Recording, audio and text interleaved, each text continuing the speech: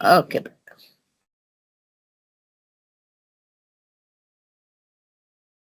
Okay. Praise the lord brothers and sisters అందరికీ. ఈరోజు సాయంత్రకాలము ఈ యొక్క టీమ్స్ స్కైప్‌లో మన ఆన్‌లైన్ ఆరాధన సర్వీస్‌కి అందరికీ ఆహ్వానం పలుకుతున్నాను. యేసుక్రీస్తు ప్రభు యొక్క గొప్ప మహిమను బట్టి, గొప్ప గొప్ప కార్యములను బట్టి మనం ఈ సాయంత్రకాలం ఈ రీతిగా కూడుకున్నందుకు దేవుడికి మహిమ కలుగును గాక. ప్రతి ఒక్కరం ప్రార్థన పూర్వకంగా పాల్గొందాము. ఆహ్, ప్రార్థనతో ప్రారంభించుకుందాం ఈ ప్రోగ్రామ్‌ని. కళ్ళు మూసుకుందాము. మహాగణుడవు, మహోన్నతుడవు, సర్వ సృష్టికి న్యాయాధిపతివైన యేసయ్య, సర్వకాలముల యందు ప్రభ మారని దేవుడవు, మార్పు చెందని దేవుడవు నాయన, అల్ఫాయు ఒమేగయు అయిన నా తండ్రి, నీకు గొప్ప కార్యములను బట్టి ప్రభ, విశేషమైనటువంటి నీ యొక్క ప్రేమను బట్టి ప్రభ, నీకు నూతన వాత్సల్యంని బట్టి నీకు వేలాది వేల వందనాలు, స్తుతి స్తోత్రములు చెల్లించుకుంటున్నాం ప్రభ. ఈ సాయంత్రకాల సమయం అందు నాయన ఈ రీతిగా ప్రభ మేము కోరుకుంటూ ప్రభ మీరు మీకు చిత్తమై ఉన్నది ప్రభ. నీకు గొప్ప కార్యములను ప్రభ మా జీవితంలో జరిగించిన దేవుడవు నీకు వందనాలు చెల్లిస్తున్నాం నాయన. ప్రభ నా తండ్రి, కృపగల ప్రభ, కృపా సత్య సంపూర్ణమైన యేసయ్య, అనేక మహిమగల కార్యములను మేము వివరించుటకు ప్రభ నా తండ్రి, మీ యొక్క గొప్ప సహాయంను మాకు దయచేసినందుకు మీకు వందనాలు. మీకు చిత్తం మా జీవితంలో నెరవేర్చుతున్నందుకు మీకు వందనాలు చెల్లిస్తున్నాం ప్రభ నా తండ్రి. మహిమలో నివసించు వాడవు, సమీపించడానికి తేజస్సులో నివసించే నా యేసయ్య ప్రభ, మా మధ్యలోనికి మీరు దిగి వచ్చినందుకు ప్రభ మీకు వందనాలు చెల్లిస్తున్నాం ప్రభ నా తండ్రి. టీంలో ఉన్న ప్రతి ఒక్క బిడ్డను మీరు అభిషేకించండి ప్రభ, మీరు ముట్టండి, మీరు ఎన్నంతలో ఆత్మ చేత ప్రభ నింపండి నాయన. నా తండ్రి ప్రభ, సమీపించడానికి తేజస్సులో ఉన్న దేవుడవు కానీ ప్రభ, మా సమీపంలో దిగి వచ్చిన దేవుడో ప్రభ, మా అంతరంగం ఎరిగిన దేవుడో ప్రభ, మా ప్రార్థనలు ఆలకించు దేవుడవు నీకే వందనాలు వందనాలు, స్తుతి స్తోత్రం చెల్లించుకుంటున్నాం ప్రభ నా తండ్రి. నా తండ్రి, ఈ సాయంత్రకాల సమయం మందు ప్రభ వాక్యం చెప్పిన బిడ్డని నీకు సిల్వ చాటును మార్గపరచండి నా ప్రభ నా తండ్రి. మీ యొక్క వాక్యమును మాకు బోధించుటకు ప్రభ మీరు ఇచ్చిన కృప కొరకే వందనాలు. ప్రతి ఒక్క బిడ్డతో ఏది మాట్లాడాలో సమస్తం ఎరిగిన దేవుడు నా తండ్రి, నీకు గొప్ప కార్యంలో మా యొక్క జీవితాన్ని జరిగించమని ప్రార్థిస్తున్నాం. ఈ సాయంత్రకాలం ప్రభ రానిన బిడ్డలందరినీ బట్టి నీకే వందనాలు చెల్లిస్తున్నాం ప్రభ. కృపా సత్య సంపూర్ణ ప్రభ మహిమలో నివసించి యేసయ్య ప్రభ నా తండ్రి, ప్రతి ఒక్క బిడ్డను ముట్టండి, ప్రత్యేక రీతిగా ఆశీర్వదించండి, ప్రతి ఒక్కరిని మీరు దీవించండి నాయన. ప్రతి ఒక్కరిని ప్రభ నా తండ్రి ఆయత్తపరచండి. విశ్వాస సహితమైన ప్రార్థనతో ప్రభ మేము ముందుకు సాగుతుండగా మా మధ్యలో మీరు దిగి వచ్చి ప్రభ మా నంది ప్రభ మరి మీరు మాట్లాడండి మాతో ప్రభ నా తండ్రి. మీరే గొప్ప కార్యం జరిగించేవాడు. సాయంత్రకాల సమయమందు ప్రభ నా తండ్రి, సమస్త ఘనత మహిమ ప్రభావములు మీ యొక్క పరిశుద్ధ నామంకి చెల్లించుకుంటూ యేసయ్య శక్తి కలిగిన నామంలో అడిగి ప్రార్థించి వేడుకుంటున్నాను తండ్రి. Amen. Praise the lord brothers and sisters. మన మధ్యలో దీపా సిస్టర్ ఉన్నారు, పాట పాడతారు. సంపత్ బ్రదర్, మీరు మ్యూట్ లో ఉన్నారా? ఉన్నాను. ఓకే, దీపా సిస్టర్ మీరు పాట పాడండి. ఓకే అక్క, ప్రైజ్ లార్డ్ అక్క. Praise the lord. కలములతో రాయగలమా, కవితలతో వర్ణించగలమా, కలలతో వివరించగలమా, నీ మహోన్నతమైన ప్రేమ ఆరాధింతును ఆరాధింతును ఆరాధింతును ఆరాధింతును. రాజువు నీవే, నా తండ్రివి నీవే, నన్ను విడువవు ఎడబాయను.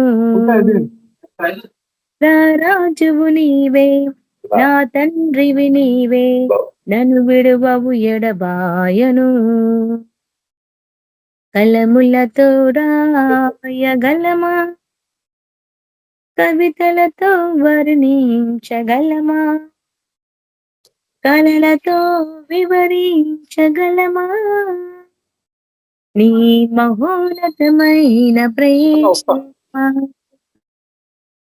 ఆకాశములు నీ మహిమను వర్ణించుచున్నది, అంతరిక్షము నీ చేతి పని వర్ణించుచున్నది,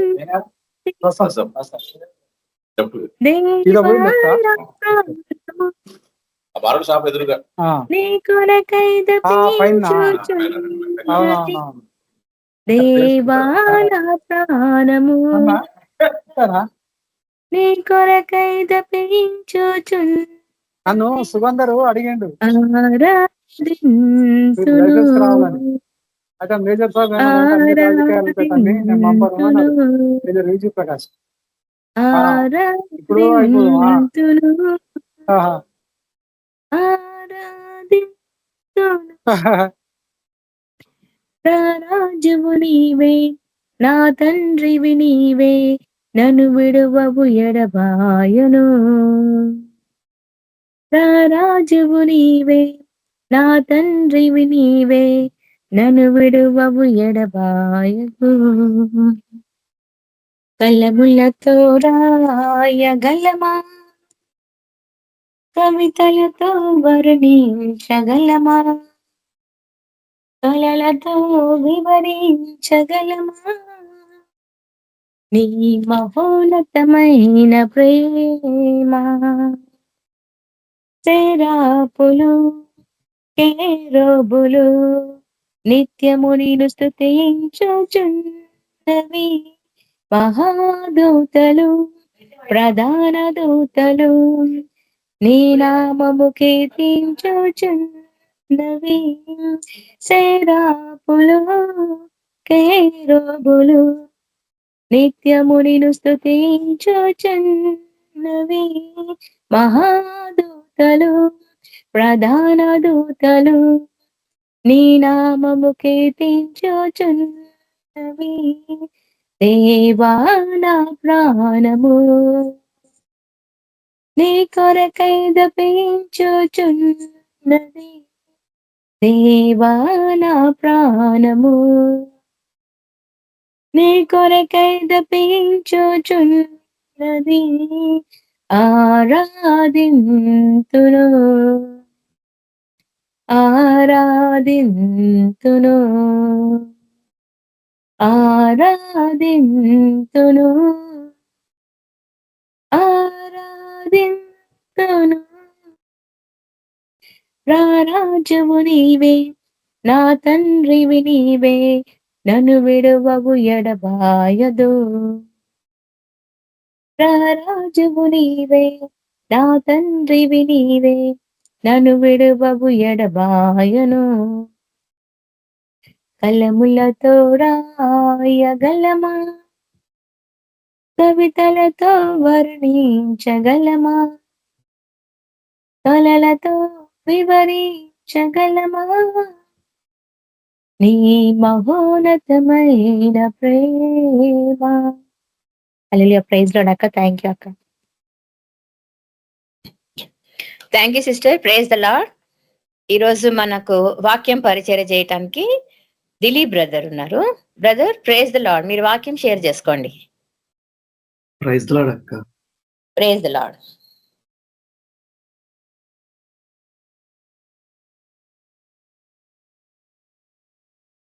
మన ప్రభువును రక్షకుడైన ప్రభువైన యేసుక్రీస్తు నామం పేరిట ఈ యొక్క ప్రేయర్ మీటింగ్ లో జాయిన్ అయిన మీ అందరికీ హృదయపూర్వక వందనాలు శ్రమలు. నాకు ఈ అవకాశం ఇచ్చిన స్వప్న సిస్టర్ గారికి కూడా నా హృదయపూర్వక వందనాలు. దేవుని నామానికి మహిమ కలుగును గాక. చిన్న ప్రార్థన చేసుకొని ప్రభు యొక్క వాక్యాన్ని ధ్యానించుకుందాము. పరిశుద్ధుడు అయిన తండ్రి, ప్రేమ కలిగిన దేవ, కృప కనికరము గల తండ్రి, నీకు వందనాలు. సర్వోన్నతుడ, సర్వశక్తిమంతుడ, సర్వాధికారివైన ప్రభువా, నీకే స్తుతులు స్తోత్రములు చెల్లించుకుంటున్నాం ప్రభు. తండ్రి, గడిచిన కాలం అంతా నాయన, ఈ దినం ఈ క్షణం వరకు ప్రభువా తండ్రి మమ్మల్ని సజీవ లెక్కలో నిలబెట్టినందుకు నాయనా తండ్రి, ప్రతి దినము నాయన మీరు మమ్మల్ని కాపాడుతున్నందుకు నాయన నీకు వందనాలు స్తోత్రాలు చెల్లించుకుంటున్నాం ప్రభువా. నాయన ఎక్కడ ఇద్దరు ముగ్గురు కూడి నా నామములో ఉందరో అక్కడ వారి మధ్య నేను ఉంటానని మాకు సెలవిచ్చిన దేవ, నువ్వు నమ్మదగిన దేవుడవు, వాగ్దానం చేసిన దేవుడు, నమ్మదగిన దేవుడవు తండ్రి. కాబట్టి మీరు కృపా సత్య సంపూర్ణుడవై తండ్రి మా మధ్యలో ఉన్నారని తండ్రి, మీ యొక్క సన్నిధి మీ యొక్క ఆత్మ నాయన మాతో ఉన్నదని మేము సంపూర్ణంగా నాయన మేము నమ్ముచున్నాము తండ్రి.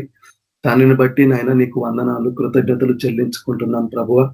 ఇదిగో నా తండ్రి గొప్ప దేవుడా, ఈ లోకంలో నాయన మేము పాపులమై ఉన్నప్పుడు, భక్తిహీనులమై ఉన్నప్పుడు మా పాపముల చేత నాయన, మా అపరాధముల చేత మేము చచ్చిన వారమై ఉన్నప్పుడు, నశించి నిత్య నరకానికి పాత్రులమై ఉన్నప్పుడు నాయన తండ్రి, మీరు మమ్మల్ని ప్రేమించి దేవా నీ ఒక్కగానొక్క కుమారుడు ప్రభు అయిన యేసుక్రీస్తు ప్రభుని నాయన ఈ లోకంలోనికి నాయన నువ్వు పంపించి నాయన మా పాపముల నుండి మమ్మల్ని విడిపించి నీ రాజ్యానికి నాయన ఒక యాజకులుగా నాయన మమ్మల్ని చేసుకున్నందుకు నాయన మీకు వందనాలు చెల్లించుకుంటున్నాము.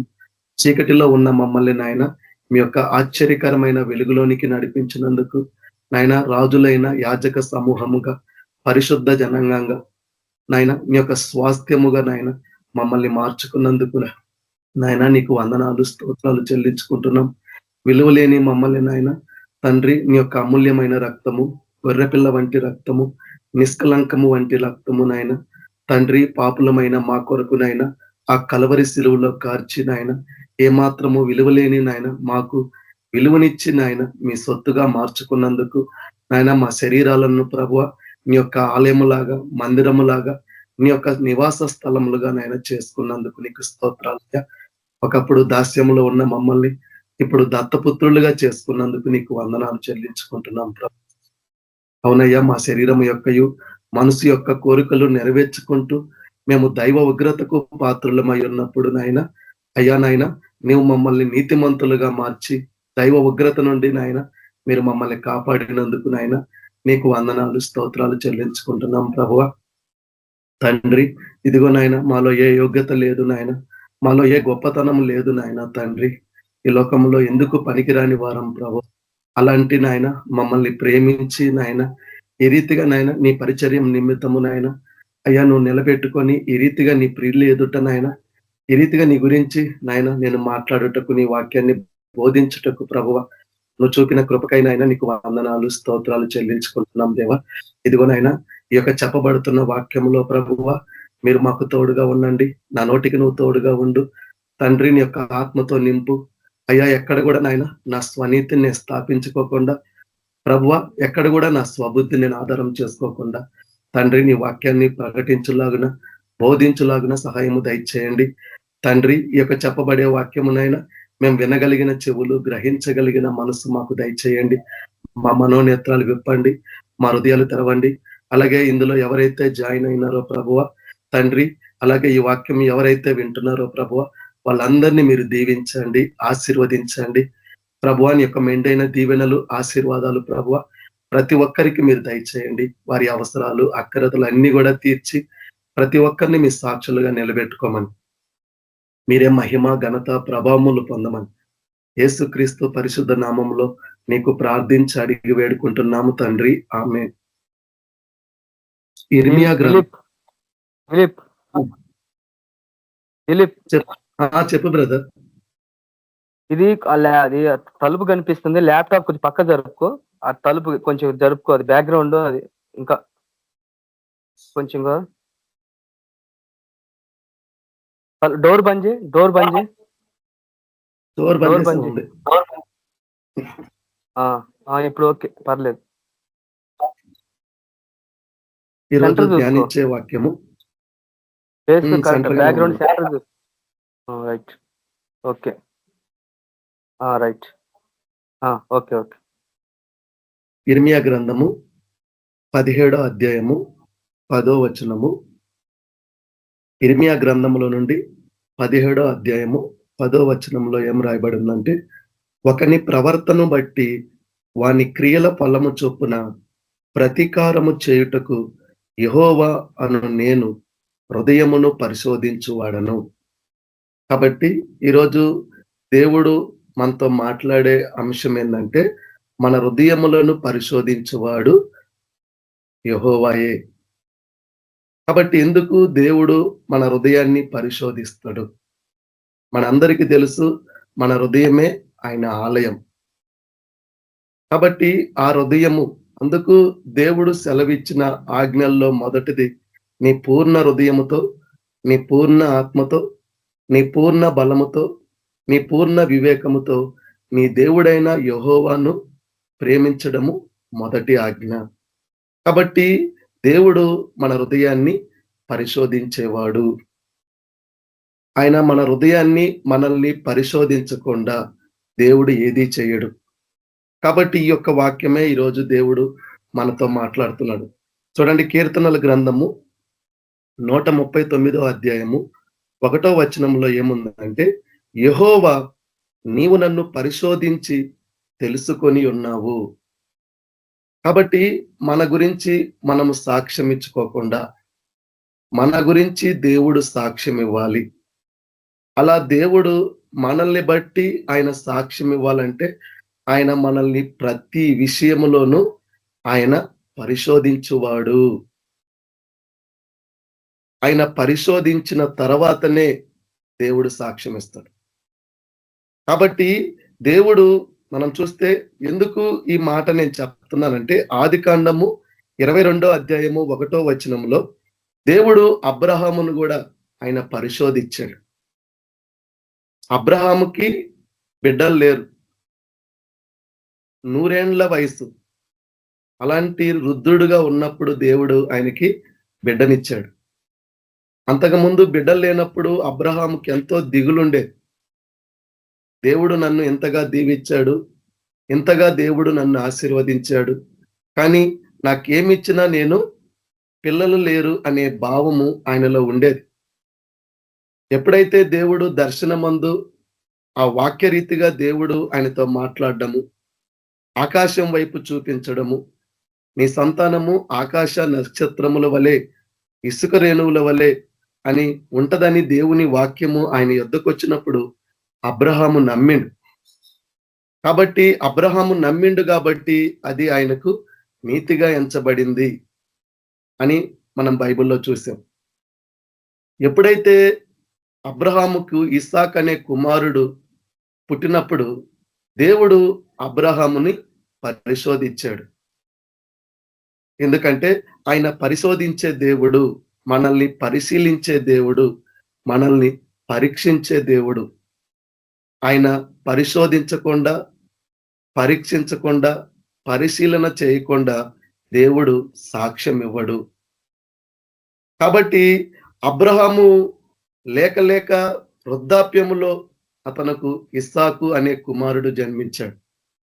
కాబట్టి అప్పటి వరకు బిడ్డలు లేని ఆయనకి ఆ బిడ్డ కలిగినప్పుడు ఎంత ప్రేమ ఉంటది, ఎంత ఆ బిడ్డ పట్ల మమకారం ఉంటది, ఆప్యాయత ఉంటది. కాబట్టి అంతగా తాను ప్రేమిస్తున్న ఇస్సాకును దేవుడు బలి అర్పించమంటున్నాడు. మనము చెప్పడానికి మనకు ఈజీగా ఉండొచ్చు, కానీ చేయడము చాలా చాలా కష్టం. మనకు దేవుడు సమృద్ధిగా ఇచ్చి, దేవుడు మనకి ఏదన్నా ఇచ్చి దాంట్లో కొంత మనం ఇవ్వడానికి మన హృదయాలు ఒప్పుకోవు. అలాంటిది 100 ఏండ్ల వయసులో దేవుడు లేక బిడ్డ పుట్టినప్పుడు ఆ బిడ్డ మీద ఎంత ప్రేమ ఉంటది, ఎంత ఆప్యాయత ఉంటది, అనురాగం ఉంటది. కాబట్టే దేవుడు అబ్రహామును తన కుమారుని విషయంలోనే పరిశోధించగలిగిండు. ఎందుకు? తాను ప్రేమిస్తున్నాడు కాబట్టి. మనం దేన్నైతే ఎక్కువగా ప్రేమిస్తామో దానిలోనే దేవుడు మనల్ని పరిశోధిస్తాడు. ఎందుకు? ఆయన నిమిత్తము నువ్వు దానిని విడిచిపెట్టడానికి. అందుకే కదా నాకంటే తల్లినైనను, తండ్రినైనను, అక్కనైనను, చెల్లెనైనను, భూములనైనను వీటన్నిటినీ విడిచిపెట్టని వాడు నాకు పాత్రుడు కాడని ఎందుకు చెప్పిండు? చూడండి, ఆ సంగతులు జరిగిన తర్వాత దేవుడు అబ్రహామును పరిశోధించెను. ఎట్లనగా ఆయన అబ్రహామా అని పిలవగా అతడు చిత్తము ప్రభువా అనెను. అప్పుడు ఆయన, నీకు ఒక్కడై ఉన్న నీ కుమారుణ్ణి అనగా నీవు ప్రేమించు ఇస్సాకును తీసుకొని మొరియా దేశమునకు వెళ్ళి అక్కడ నేను నీతో చెప్పబోవు పర్వతములలో ఒక దాని మీద దహన బలిగా అతన్ని అర్పించమని చెప్పెను. ఎప్పుడైతే దేవుడు అబ్రహాముతో మాట్లాడినప్పుడు అబ్రహాము ఒక్క మాట అంటే ఒక్క మాట కూడా దేవునికి బదులు పలకలేదు. ఎందుకంటే దేవుడు ఆకాశం వైపు చూపించి నీ సంతానము ఆకాశ నక్షత్రముల వలె ఇసుక రేణు వలె ఉంటదని సెలవిచ్చిన దేవుడే తనకు లేక లేక బిడ్డ కలగడానికి ఆ బహుమానాన్ని, ఆ స్వాస్థ్యాన్ని దేవుడే అబ్రహాంకి ఇచ్చాడు. ఇప్పుడు ఇచ్చిన దేవుడు తిరిగి తన కుమారుణ్ణి బలి అర్పించమంటున్నాడు. ఆ బలి అర్పించమన్నప్పుడు అబ్రహాము ఎక్కడ కూడా దేవుని యొక్క మాటకు ఆయన వెనుకకు తీయలేదు. చూడండి, కాబట్టి ఎప్పుడైతే దేవుని యొక్క వాక్కు దేవుడు అబ్రహాముతో మాట్లాడిండో వెంటనే అబ్రహాం ఏం చేసిండు? దేవుని యొక్క పిలుపుకు, దేవుడు చెప్పిన మాటకు ఆయన లోబడ్డాడు. అందుకు అబ్రహాము విశ్వాసులకు తండ్రిగా ఉండగలిగాడు. అబ్రహాము విశ్వాసులకు తండ్రిగా ఎందుకు అయ్యిందంటే, దేవునికి ఎందుకు స్నేహితుడిగా అయ్యిందంటే, అతను దేవునికి లోబడే జీవితం ఆయనలో ఉంది. ఈరోజు మన జీవితాల్లో మనము ఎంత మట్టుకు మనము దేవునికి లోబడగలుగుతున్నాము, ఎంత మట్టుకు దేవుడు మనకు చెప్పింది దేవుని ప్రకారంగా చేయగలుగుతున్నాము అన్నది మనం పరిశీలించుకోవాలా, పరీక్షించుకోవాలని దేవుడు మాట్లాడుతున్నాడు. తెల్లవారినప్పుడు అబ్రహాము లేచి తన గాడిదకు కంత కట్టి తన పనివారిలో ఒక ఇద్దరిని తన కుమారుడగు ఇస్సాకును వెంట పెట్టుకొని దహన బలి కొరకు కట్టెలు చీల్చి లేచి దేవుడు తను చెప్పిన చోటికి వెళ్ళెను. అబ్రహాము జీవితము విధేయత చూపిస్తున్నాడు. ఈరోజు దేవుడు కూడా మనల్ని ప్రతి విషయంలో ఆయన పరిశోధించువాడు. ప్రతి విషయంలో దేవుడు మనల్ని పరిశీలించేవాడు, పరీక్షించేవాడు. కాబట్టి మనం ఏం చేయాలా? ఆ దేవుని యొక్క మాటకు లోబడాలి. ఒక్క మాట అంటే ఒక్క మాట కూడా అబ్రహాము దేవునికి బదులు పలకలేదు. ఈరోజు మన జీవితంలో మనము కూడా దేవుడు చెప్పినట్టు మనం చేసేలా, అలా చేస్తున్నామా లేదా అని దేవుడు మన హృదయాన్ని పరిశోధిస్తాడు.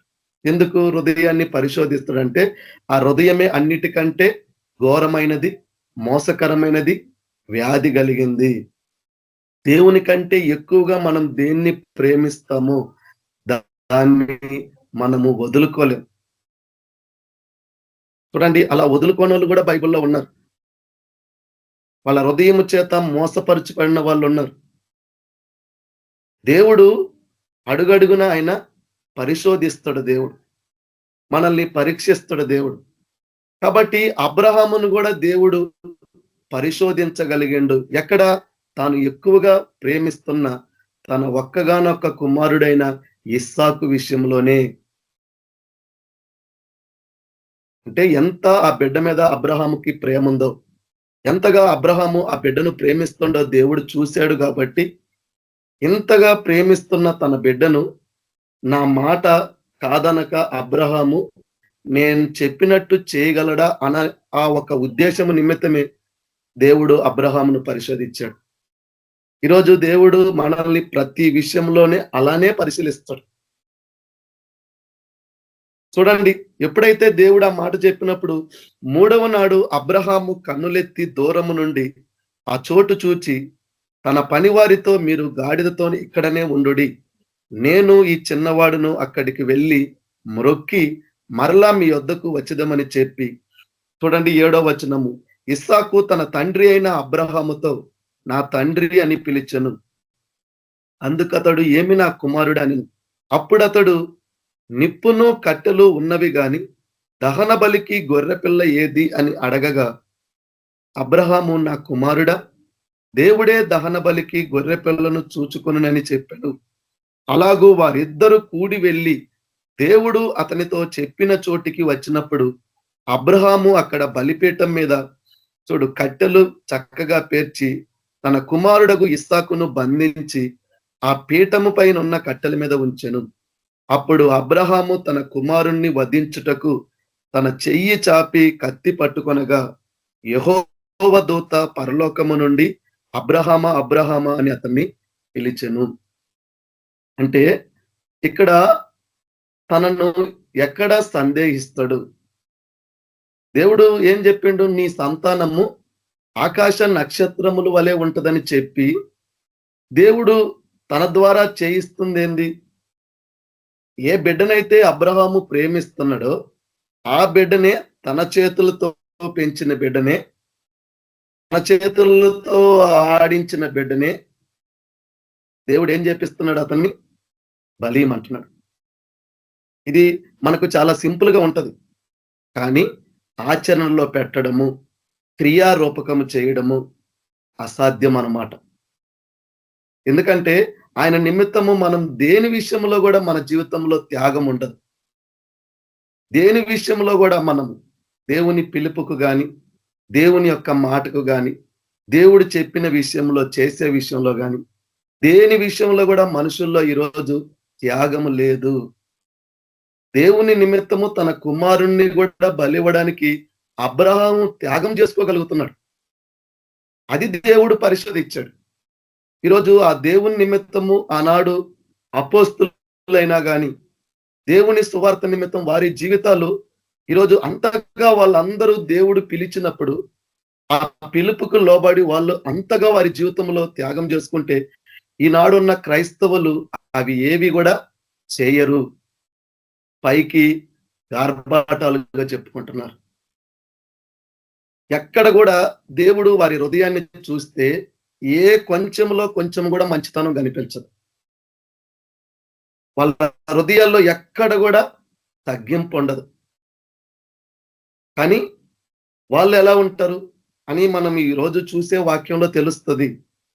ఈరోజు నువ్వు ఏ స్థితిలో ఉన్నావో, ఈరోజు దేవుడు పరిచర్య నిమిత్తము, సువార్త నిమిత్తము మనల్ని వెళ్ళమన్న చోటికి కూడా వెళ్ళలేని స్థితిలో, ఆ దౌర్భాగ్య స్థితిలో ఈనాడున్న దేవుని సేవకులు, దేవుని బిడ్డలు ఉన్నారు.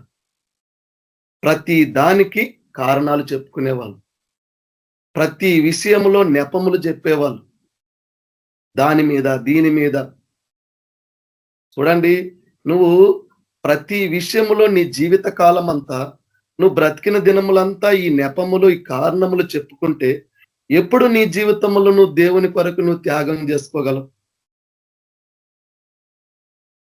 అలా నువ్వు త్యాగం చేసుకోలేకపోతే నువ్వు దేవునికి ఎట్లా స్నేహితుడిగా ఉండగలవు? ఎట్లా దేవుడు నీతో సహవాసం చేసి ఉండగలడు? చూడండి, యేసు ప్రభువే తన జీవితాన్ని ఎక్కడ ఆయన త్యాగం చేసుకున్నాడా లేదా? అంత గొప్ప దేవుడు, ఎవరు సమీపించరాని తేజస్సులో ఉండే దేవుడు, ఆయన పాత నిబంధనలో ఎలా ఉన్నాడు, కొత్త నిబంధనలో ఆ దేవుడు ఎలా ఉన్నాడు? అంతగా ఎందుకు తనను తాను రిక్తునిగా చేసుకుంది? నశించిపోతున్న వారి కొరకే కదా. మనలాంటి పాపులమైన వారు, ఇలా భేదం ఏమీ లేదు, మనుషులందరూ పాపం చేసిన వాళ్ళే కదా. ఆ పాపం వలన వచ్చు జీతము మరణము కాబట్టి, అది మండుతున్న అగ్నిగుండములో పడే మరణం కాబట్టి, అది అపవాదికిని వాని దూతల కొరకు సిద్ధపరిచిన స్థలమే తప్ప దేవుని పోలికలో, దేవుని స్వరూపంలో చేయబడ్డ మనుషుల కొరకు సృజించింది కాదు దేవుడు దాన్ని. కానీ ఎప్పుడైతే అవ్వ ఆ పాపము, ఆదాము పాపం వల్ల ఆ శిక్షకు మనుషులు లోనైనారు కదా, ఆ పాపాల నుండి విడిపించి, ఆ పాపాల నుండి మనుషులను రక్షించి దేవునితో ఉండాలని కదా, తను కూడా దేవునితో ఉండడాన్ని, ఆ సమానంగా ఉండడాన్ని కూడా విడిచిపెట్టాడు యేసు ప్రభు. అంతగా దేవుడు తనను తాను తగ్గించుకొని తనను తాను త్యాగం చేసుకోగలిగితే ఈరోజు ఆ క్రీస్తు కలిగిన మనస్సు ఎవరిలో ఉంది? అలా క్రీస్తు ప్రేమ కలిగి ఈరోజు ఎవరు జీవిస్తున్నారు? చూడండి, దేవుడు పరిశోధిస్తాడు, ఎవడిలో ఆ హృదయములో ఆ భావం ఉంది, ఎవడి హృదయములో ఆ తపన ఉంది, నా మనస్సు ఎవరు ధరించుకున్నారు, నా ప్రేమ ఎవరు కలిగి ఉన్నారు, నేనెలా నశించిపోతున్న దాన్ని వెతికి రక్షించడానికి ఈ లోకానికి వచ్చాను. ఇదిగో నా పోలికలో, నా స్వరూపంలో చేయబడిన ఈ లోకంలో ఎంతో మంది నశించిపోతున్నారు. వాళ్ళలో ఎవరు నశించిపోవడం నాకు ఇష్టం లేదన్నప్పుడు యేసు ప్రభు దేవుడే కదా. ఆయన ఎన్ని ప్రాంతాలు, ఎన్ని చోట్ల ఆయన సంచారం చేశాడు. ఈరోజు మనం మన జీవితాలను పరిశీలించుకోవాలా. ఎందుకంటే మన హృదయాన్ని దేవుడు పరిశోధిస్తాడు. నీకు అసలు నశించిపోతున్న ఆత్మల పట్ల ఆ భారం నీకుందా? ఎన్ని సంపాదించుకున్నా, ఈ లోకంలో నువ్వు ఎన్ని పేరు ప్రఖ్యాతులు తెచ్చుకున్నా, నీ జీవితంలో నువ్వు కొంతమందినంటే కొంతమందినైనా నువ్వు రక్షించుకోలేకపోతే, నీ పిలుపుకు నువ్వు లోబడకపోతే, నీ జీవితంలో దేవుని కొరకు నువ్వు ఏది త్యాగం చేసుకోలేకపోతే, ఆ త్యాగం చేసుకున్న వాళ్ళందరూ వ్యర్థులుగా మిగిలిపోతారు. వారి జీవితాలకు విలువ లేదు. ఎందుకంటే యేసు ప్రభు చెప్పిన మాట అది. కాబట్టి అబ్రహాము విషయం ఎందుకు చెప్తున్నానంటే, అతను త్యాగము చేసుకోగలుగుతాడా, చేసుకోలేడా? తన బిడ్డ మీద ఉన్న ప్రేమ, తన బిడ్డ మీద ఉన్న మమకారము, తన బిడ్డ మీద తనకున్న ఇష్టము, నా మాట ప్రకారంగా ఉంటాడా, నా మాటను అతిక్రమిస్తాడా, చేయగలుగుతాడా, చేయలేడా? ఇదే దేవుడు చూశాడు. ఈరోజు దేవుడు అలా ఎన్ని విషయాలలో, మన పరిచర్య విషయంలో దేవుడు మనల్ని పరిశీలించుంటాడు. ఏ రోజన్నా నీ జీవితంలో ఒక రోజన్నా నువ్వు అట్లా ఆలోచించగలుగుతున్నావా? ఎందుకంటే మనుషులు ఈ ఆలోచనలో లేరు.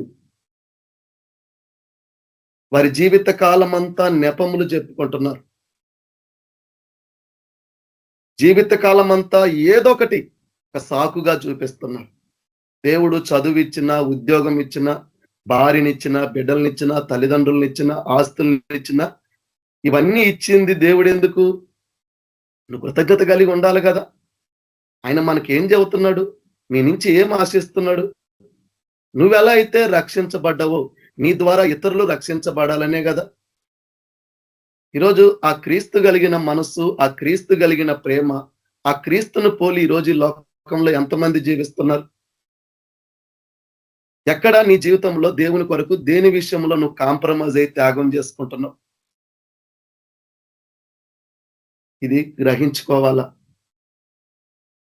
దేవుని కన్నా ఎక్కువగా ఏది మనం ప్రేమించినా, అది భార్య అయినా, బిడ్డలైనా, తల్లిదండ్రులైనా, అన్నదమ్ములైనా, అక్కజెల్లులైనా, ఇల్లులైనా, ఆస్తులైనా, సంపద ఏదైనా, అవన్నీ కూడా క్షయమైపోయేవే.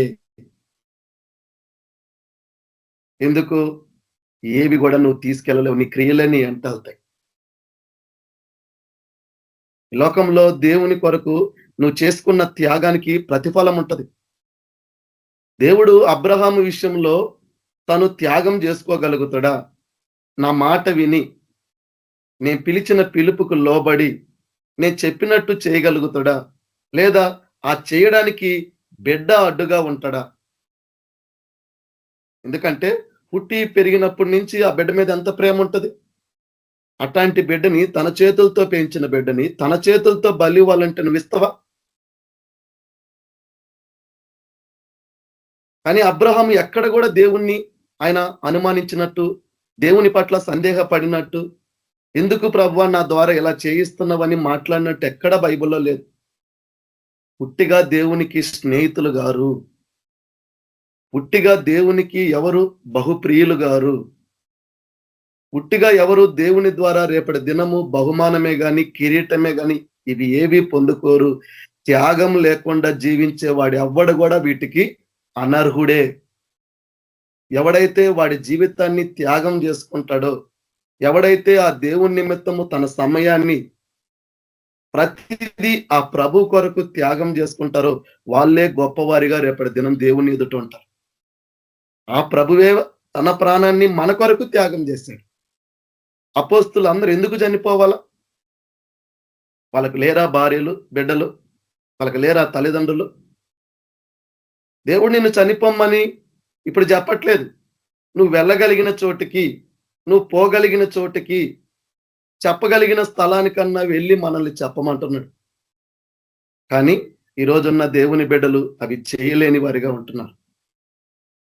ఒక సేవకుణ్ణి అడిగితే, అయ్యా మీ ఊర్లో వీధి సువార్త పెడదామంటే, ఇదిగో ఈ ఆర్ఎస్ఎస్ వాళ్ళు అది ఇది ఇట్లా ఉంది, దేవుడు ఒక టైం ఇస్తాడు, ఆ టైంలో పోయి చదువుదామంటున్నారు. ఈరోజు నీ కళ్ళ ముందు చూస్తే నశించిపోయే వాళ్ళ పట్ల నీకు నిజంగా యేసు ప్రభు మనసు ఉందా అని దేవుడు మనతో మాట్లాడుతున్నాడు. ఎందుకంటే ఆయన చూడండి, అప్పుడు ఆదికాండము 22:10, అప్పుడు అబ్రహాము తన కుమారుణ్ణి వధించుటకు తన చెయ్యి చాపి కత్తి పట్టుకొనగా యెహోవా దూత పరలోకము నుండి అబ్రహామా అబ్రహామా అని అతన్ని పిలిచెను. అందుకతడు చిత్తము ప్రభువా, అంటే అక్కడ అబ్రహాం ఏం చేస్తున్నాడు? దేవుని చిత్తాన్ని చేస్తున్నాడు. దేవుడు స్వరం నీ దగ్గరకు వస్తే నీ జీవితంలో ఇదే ఉండాల, చిత్తము ప్రభువా. ఎందుకు? నీ చిత్తము, నీ ఉద్దేశము, నీ ప్రణాళిక, నీ సంకల్పము నెరవేర్చుటకు నేను ఎల్లప్పుడూ సిద్ధపడి ఉన్నాను అని నువ్వు రెడీగా ఉండాల. ఎక్కడికి వెళ్ళి వాక్యం చెప్పమన్నా, దేవుడు పలాని స్థలానికి వెళ్ళమన్నా, మనకి ఎన్ని ఆటంకాలు ఉన్నా, ఎన్ని ఇబ్బందులు ఉన్నా నువ్వు చేయగలవు. ఆ ఆశ, ఆ ఆసక్తి, ఆ భారం నీకుంటే ఆ ప్రభు కొరకు ఎంతగైనా నువ్వు త్యాగం చేసుకోగలవు. ఈరోజు ఎక్కడున్నారండి త్యాగం చేసుకునే వాళ్ళు? ఎవరున్నారు? ఎవరి జీవితంలో యేసు ప్రభు కలిగిన మనస్సు, యేసు ప్రభు కలిగిన ప్రేమ, ఆయన లాంటి రిక్తునిగా చేసుకునే స్వభావము, తగ్గింపు స్వభావము, ఆత్మల పట్ల ఆ సిలువలో ఆయన గొలిగిన ఆ దప్పిక ఈరోజు ఎక్కడ ఉంది సేవకుల్లో? వాళ్ళ బిడ్డలు, వారి భార్యలు, వాళ్ళ భార్య బిడ్డలు వాళ్ళ సొంత కార్యములు చూసుకొని జీవిత కాలం అంతా స్వార్థపరులుగా జీవించే వాళ్ళే తప్ప ఈరోజన్నా ప్రభు కార్యం చేసే వాళ్ళు ఉన్నారా? చూడండి, దేవుడు మనకి లేనిది ప్రతిదీ ఇస్తాడు. ఉద్యోగం లేదంటే ఉద్యోగం ఇస్తాడు. ఇప్పుడు ఈ ఉద్యోగం ఏమవుతుంది? దేవుని చిత్తానికి అదే అడ్డవుతుంది. ఈ ఉద్యోగాన్ని నెపముగా చెప్పి, ఈ ఉద్యోగాన్ని సాకుగా చెప్పి జీవిత కాలం అంతా వాళ్ళ పిలుపును పోగొట్టుకొని ఈరోజు ఎంతో మంది వ్యర్థులుగా మిగిలిపోయినారు. చూడండి, ఎందుకు దేవుడు ఈ మాట చెప్తున్నా అంటే, అబ్రహాం అంటున్నాడు దేవుని పిలుపుకు చిత్తము ప్రభువా, అంటే నువ్వు చెప్పిన పని చేయడానికి నేను సిద్ధపడి ఉన్నాను. ఈరోజు నీ జీవితంలో అలా దేవుని పని చేయడానికి నువ్వు సిద్ధంగా ఉన్నావా?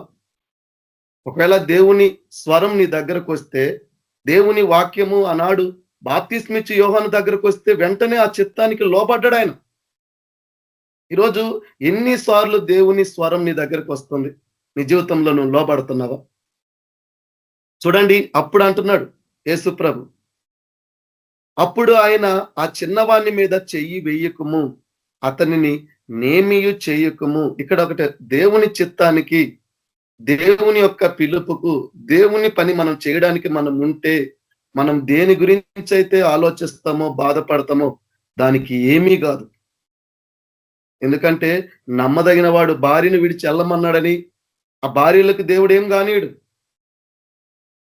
ఈరోజు ఇదే భార్య చెడగొడుతున్నారు. మనుషులు వాళ్ళ మాటలు విని ఆ మనసు చెరుపుకుంటున్నారు. అవ్వ మనసు ఎట్ట సర్పం జరిపింది?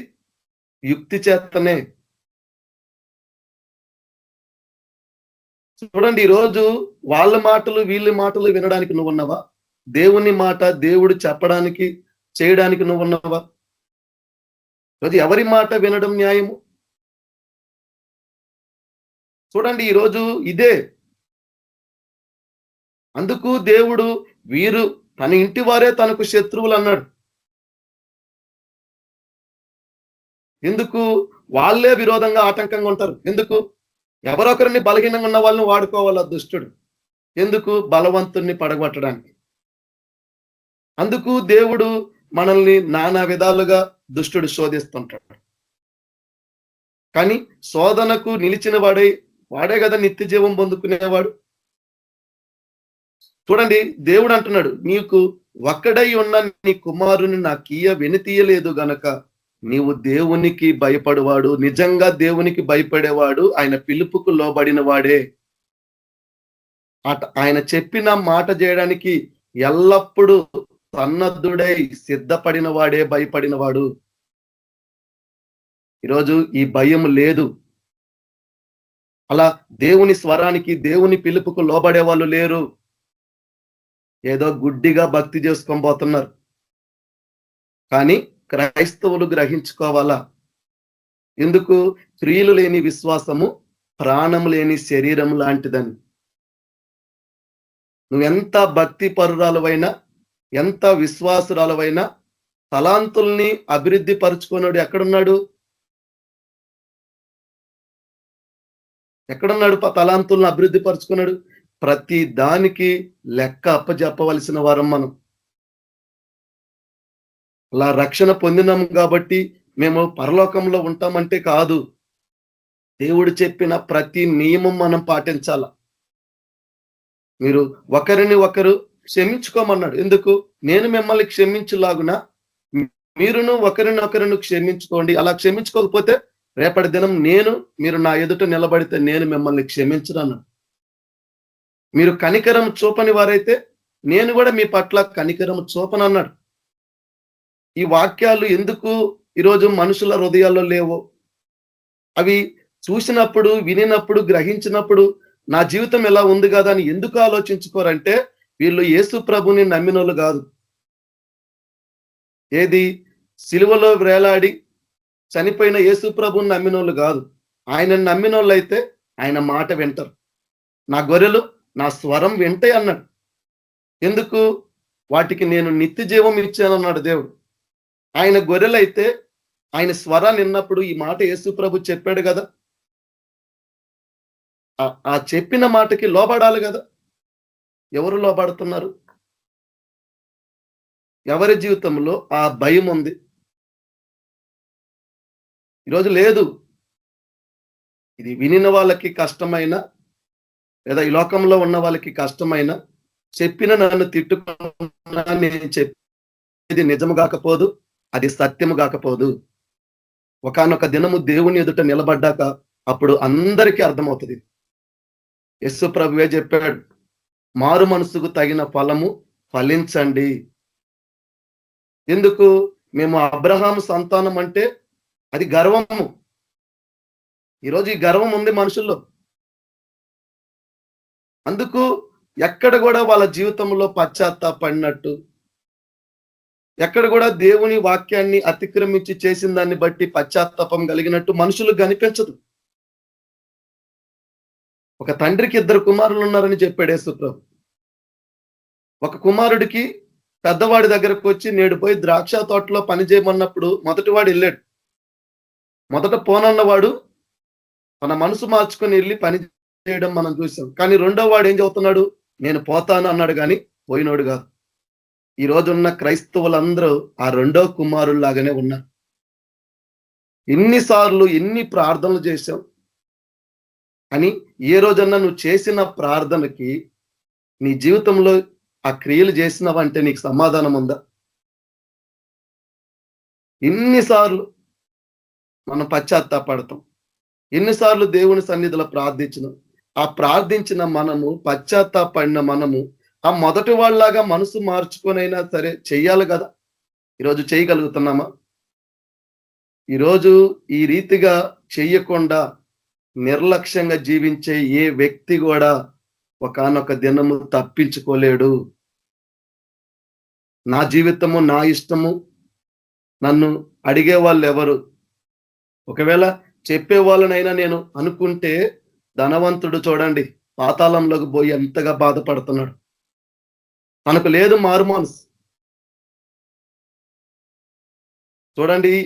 కాబట్టి ఈ అబ్రహాము విషయంలో ఎందుకు దేవుడు అన్నాడంటే, అబ్రహాము అక్కడ తన కుమారుణ్ణి దేవునికి బలి అర్పించడానికి కూడా త్యాగం చేసుకునే విషయంలో వెనకాడుగేయలేదు. దేవుని మాట వినే విషయంలో వెనుకకు తీయలేదు. ఈరోజు నీ జీవితము నువ్వు ముందుకు సాగుతున్నావా, వెనుకకు తీస్తున్నావా? 2-3 సంవత్సరాల కింద ఉన్నప్పుడు దేవుని పట్ల ఉన్న ఆ పరితపము, ఆ సేవ చేయాలన్న భారము, ఆ ఆసక్తి, ఆ చేయాలన్న తపన ఈరోజు నీకు ఎందుకు లేదు? నీకు అర్థమవలేదా? నీ హృదయము త్రిప్పివేయబడింది, నీ మనస్సు త్రిప్పివేయబడింది. అందుకు గ్రహించుకోలేకపోతున్నారు. ఈరోజు ఒకప్పుడు మనుషులకున్న ఆ ఆసక్తి, ఆ దేవుని పట్ల చేయాలన్న ప్రేమ, ఆ పట్టుదల ఈరోజు లేదు. దాని అర్థం ఏంది? నీ మనస్సు, నీ హృదయము తిప్పివేయబడ్డాయి. ఈరోజు అనేకులు అలా పడుతున్నారు, అనేకులు చల్లారిపోతున్నారు. అనేకులు లోకానుసారంగా లోకంలో కలిసిపోతున్నారు. మేము రక్షించబడ్డామే, దేవుడు మమ్మల్ని ఒక పని నిమిత్తం ఏర్పరచుకున్నాడే, దేవుడు మమ్మల్ని ఆయనని మహిమపరచడానికి మాకు తలాంతులు ఇచ్చాడే, మాకు ఒక పరిచర్య చేయమన్నాడే, మా ద్వారా దేవునికి ఒక ప్రణాళిక ఉందే, ఇది మర్చిపోయినారు. ఈరోజు అది మర్చిపోయి వాళ్ళ హృదయాలు త్రిప్పివేసుకొని వాళ్ళ మనసులు చెరుపుకొని ఈరోజు జీవిస్తున్నారు. ఈ వాక్యం వింటున్న నీ జీవితం అలా ఉంటే నువ్వు పరిశీలించుకో. అడగాల దేవుణ్ణి, ప్రతి దానిలో నేను మంచోడిని, నా అంత మంచోడు లేడు అని ప్రతి విషయంలో మనల్ని మనం హెచ్చించుకుంటే ఎప్పుడు కూడా దేవుని దగ్గర మనం గుర్తింపు పొందాం. అడగాల కదా దేవుణ్ణి, నా హృదయంలోకి వెళ్ళి నన్ను శోధించు ప్రభువా, నన్ను పరిశీలించు ప్రభువా, నన్ను పరీక్షించు ప్రభువా. ఇక నేను దేని విషయంలో నీకు తప్పిపోతున్నాను, ఇక దేని విషయంలో నీకు లోబడకుండా ఉంటున్నాను, ఇక ఏ విషయంలో నువ్వు చెప్పినట్టు చేయలేకుండా ఉన్నాను అని ఏ రోజన్నా ఈ ప్రార్థనలు చేస్తారా? ఈ రోజన్నా దేవుని, నా పని దేవుని పట్ల ఏంది, నేనేం చేయాలని దేవుడు నా పట్ల కోరుకుంటున్నాడు, నా ద్వారా దేవుని యొక్క ప్రణాళిక ఏంది అని ప్రార్థనలు చేస్తామా? చూడండి, కాబట్టి అబ్రహాము విషయంలో అతను తన కుమారుణ్ణి, తను ప్రేమించిన ఇస్సాకుని బలి ఇవ్వడానికి కూడా, అంటే త్యాగం చేసుకోవడానికి కూడా దేవుని విషయంలో వెనుకకు తీయలేదు. ఈరోజు మన జీవితాలు అబ్రహాము లాగా ఉండాల. ఎందుకంటే మన హృదయము దేవుడు పరిశీలించేవాడు. అబ్రహాము హృదయంలో బిడ్డ ఉన్నాడు, అంత బిడ్డ మీద ప్రేమ ఎక్కువైపోయింది. ఇంత ప్రేమ ఎక్కువైన వాడు ఈ బిడ్డ విషయంలోనైనా నా మాట ముందుకు సాగకుండా ఏమన్నా వెనుకకు తీస్తాడేమో, నేను అడిగినాను కాబట్టి తన బిడ్డను ఇస్తాడా ఈడా, లేదా నా మీద ఏమన్నా అనుమాన పడతాడా, లేదా నన్ను ఏమన్నా అడుగుతాడా అని అన్ని విధాలుగా దేవుడు పరీక్షించాడు. పుట్టిగా అబ్రహాము వెళ్ళి తన కుమారుణ్ణి పెట్టాడంటే నువ్వు చెయ్యి ఆ మాట. నీ కళ్ళ ముందు ఎవడో లేనోడో అడుక్కున్నవాడో ఎవడో వస్తాడు, వాడికి నీకు సమృద్ధిగా ఉన్న దాంట్లో కొంచెం పెట్టడానికి కూడా పెట్టే స్వభావం హృదయాలు ఉండవు. ఈరోజు నీకు అన్నదమ్ముల్లో లేదా నీ రక్త సంబంధికులో వాళ్ళ స్థితిని చూసి కూడా జాలి పడే హృదయాలు ఉండవు. ఈరోజు అట్టమే ఉన్నారు, అందరూ బద్ధ శత్రువుల్లాగా ఉన్నారు, ప్రేమలు లేని వారిగా ఉన్నారు, ఎక్కడ కూడా కనికరం చూపేవారిగా లేరు. చూడండి ఇంకొక వాక్యము, కీర్తనలు 139వ అధ్యాయము 23వ వచనంలో, దేవా నన్ను పరిశోధించి నా హృదయమును తెలుసుకొనుము. ఈ ప్రార్థన ప్రతి దినం అవసరం. నన్ను పరిశోధించు ప్రభువ, నన్ను పరిశీలించు ప్రభువ, నన్ను పరీక్షించు ప్రభువ. ఎక్కడ నీకు లోబడే విషయంలో కానీ, నీ మాట వినే విషయంలో కానీ, నువ్వు చేయమన్న విషయంలో కానీ ఎక్కడ నా జీవితము నీకు ఆయాసకరంగా ఉంది అని ప్రతి దినము దేవుని దగ్గర ఈ ప్రార్థనలు చేయాల. ప్రతి దినము దేవుని దగ్గర మనం పశ్చాత్తాపడాలా. ఏదో వాక్యం ఏదో ఒకసారి వచ్చినప్పుడు ఆ టైంలో కన్నీళ్లు గార్చుకొని అవతలకు పోయి యథావిధిగా జీవిస్తే ఏం లాభము? చూడండి, నీ ఆయాసకరమైన మార్గము నా యందున్నదేమో చూడుము, నిత్య మార్గమున నన్ను నడిపింపుము. అంటే దేవుడు మన హృదయాలు చూసేవాడు. ఒకడి మీద వీడికి అసూయ ఉందా, ఒకడి మీద వీడికి కలహం ఉందా, కక్ష ఉందా, భేదాలు ఉన్నాయా, విమతాలు ఉన్నాయా? ఇవన్నీ ఎక్కడ ఉంటాయి? హృదయంలో నుండే కదా వచ్చేది. మన నోట్ల నుండి వచ్చే ప్రతి మాట హృదయంలో నుండే కదా వచ్చేది. కాబట్టి ఈ హృదయము ఎందుకు మోసకరమైంది? ఎందుకు హృదయం గురించి దేవుడు చెప్తున్నాడు? మొట్టమొదటి కూడా తన పోలికలో తన స్వరూపములో ఈ మనుషులను, ఈ మానవులను ఎందుకు నేను సృష్టించినానని దేవుడు సంతాపపడి బాధపడింది కూడా ఈ హృదయంలో ఉన్న చెడుతనాన్ని చూసినప్పుడే. అంతగా హృదయాలు ఉంటాయి, కక్షలు కలిగి ఉంటారు, పగలు కలిగి ఉంటారు, కానీ చెప్పేవన్నీ దేవుని మాటలే. వచ్చి అదే దేవుని సన్నిధిలో ప్రార్థిస్తారు, కానీ హృదయాలను మార్చుకోరు. అన్నిటికీ అన్ని అడుగుతాం, అయ్యా నన్ను పడగొడుతుంది, నన్ను పాపములోకి నడిపిస్తుంది, నీ వైపు నుంచి నన్ను త్రిప్పేస్తుంది, ఇదిగో ఈ పాపిష్టి హృదయమే, ఈ పాపిష్టి హృదయానికి నాకు స్వస్థతనివ్వయ్యా అని అడగరు. అలా ప్రార్థనలు చేయరు. మేము సేవ చేస్తే శాస్త్రులు పరిచయలు చేస్తుంది ఏంది? సేవే కదా. వాళ్ళు ఎందుకు నరకంలోనికి పోతున్నారు? ఈరోజు నువ్వు సేవకుడు అయితే లేదా 4 దేవుని మాటలు చెబితే నువ్వు మంచోడు అయిపోతావా? ఈరోజు 4 దేవుని మాటలు చెప్పినంత మాత్రం నువ్వు సేవకుడు అయిపోతావా? దేవునికి తగినట్టుగా నడుచుకోకుండా, నీ జీవితంలో ఎక్కడ కూడా దేవునికి లోబడకుండా, ఎక్కడ కూడా దేవుని మాట వినకుండా, దేవుడు చెప్పినట్టు చేయకుండా, శాస్త్రుల పరిచయలు ఎక్కడున్నారు? చెప్పేవాళ్ళు లాగానే ఉన్నారు, కానీ చెయ్యని వారిగా ఉన్నారు.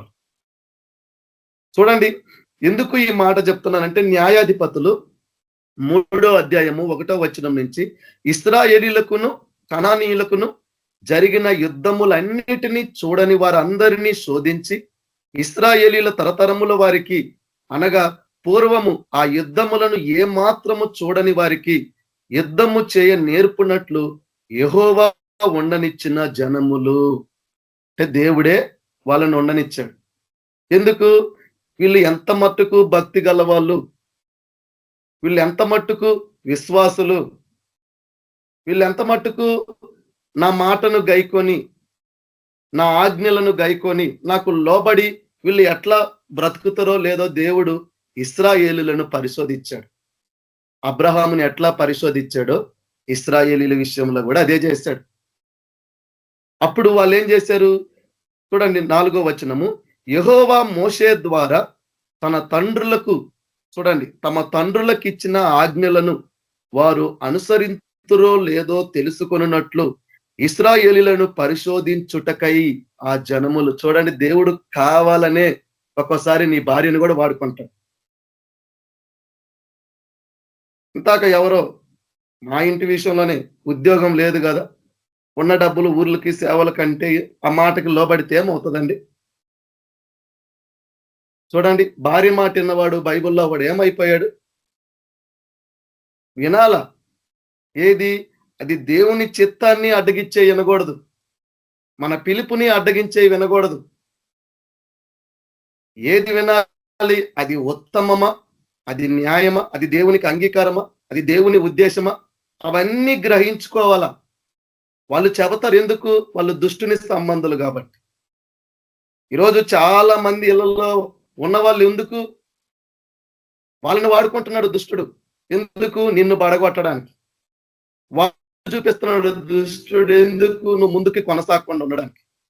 ఈరోజు ఎంతమంది వాళ్ళ పిలుపులు అలా వ్యర్థులుగా పోయిన వాళ్ళు ఉన్నారు. చూడండి, దేవుడు నమ్మదగిన వాడు కదా, దేవుడు ఆశ్రయ దుర్గమే కదా, మనల్ని కాపాడే దేవుడు, కునుకడు నిద్రపోడు కదా. ఆయన చెప్పిండంటే దానికి ఒక ఆలోచన లేకుండా దేవుడు చెబుతాడు.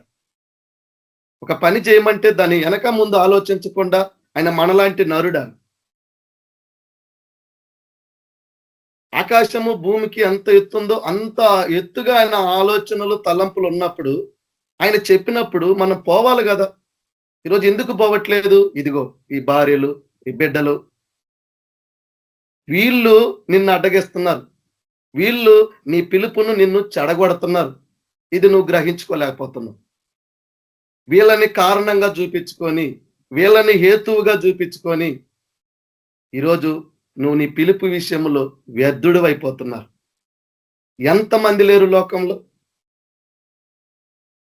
ఒక పాస్టర్ గారు, నాకు తెలియదు ఆయన జీవితం, నేనేమన్నా చూసి వచ్చాను. సంఘంలోకి వెళ్ళి ఆయన బండి మీద వెళ్ళేటప్పుడు ఎందుకో చెప్పాను, అయ్యా శ్రమ వచ్చినప్పుడు ఓపిక కలిగి ఉండాలి, సహనం కలిగి ఉండాలి, ఓర్పు కలిగి ఉండాలి. ఇదిగో ఆ దావీదు లాంటి భక్తుడే, నువ్వు ఎందుకు తొందరపడుతున్నావు? దేవుని యందు నిరీక్షణ ఉంచు అని చెబితే ఆయనకి ఏం అర్థమైందో, ఆయనకి ఏం తెలుసుకున్నాడో నాకు తెలియదు.